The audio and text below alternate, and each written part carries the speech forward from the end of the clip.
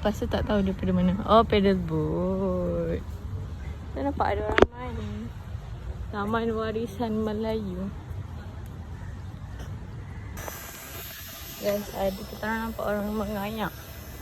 Mana orang tu? Hilang dah. Ponzanali.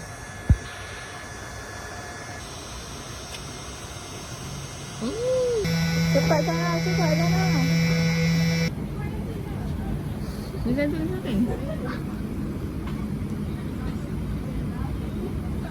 Burung itu sini.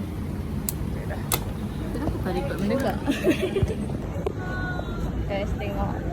Kita orang main nak berjalan. Tu dah tu. Di mana kat aku tu? Kat apa? Bosan. Guys, look at us. Betul ke topinya? Oh, betul. Aku dapat topi besar weh.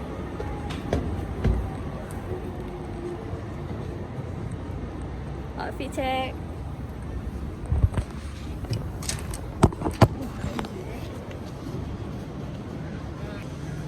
Kau kenapa tak cakap dengan abang tu? Sebenarnya buat before tapi ada je. Tak ada footage kak. After? Boleh lah. Lepas ni boleh try naik sambil dengan jubah dengan drone. Boleh kumpul duit dah. Okay guys, Janganlah. zip line. Okay, Kita zipline. nak naik tadi. Saya rate dia tak tinggi Dia okey lah. Tapi dia tak ekstrim untuk saya. So, saya bagi dia 8. Okay, 8 tinggi kak. Tadi record video menegak. Ni melintang pula. Menegak sekali. Menegak sekali.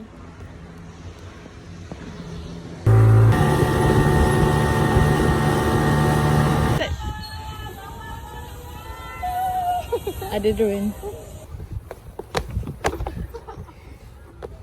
Gerak-gerak.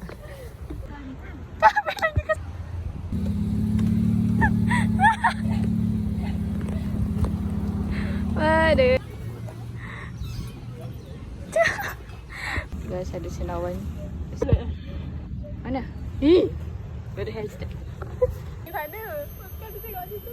Mana kat mana? Situ satu. Ha, macam mana tu? Satu kat atas tu. Nampak?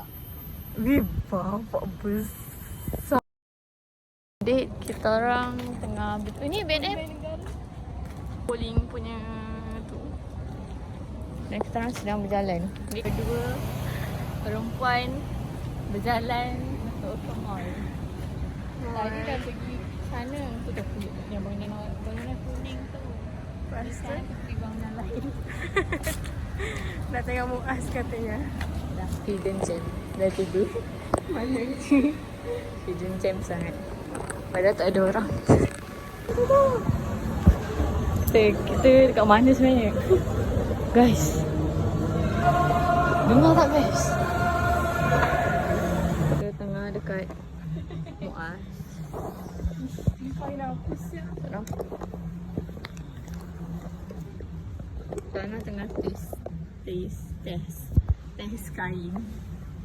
Kita tengah rasa-rasa jenis-jenis kain. Macam-macam kain dia rasa. Lagi satu. Penat gila berjalan.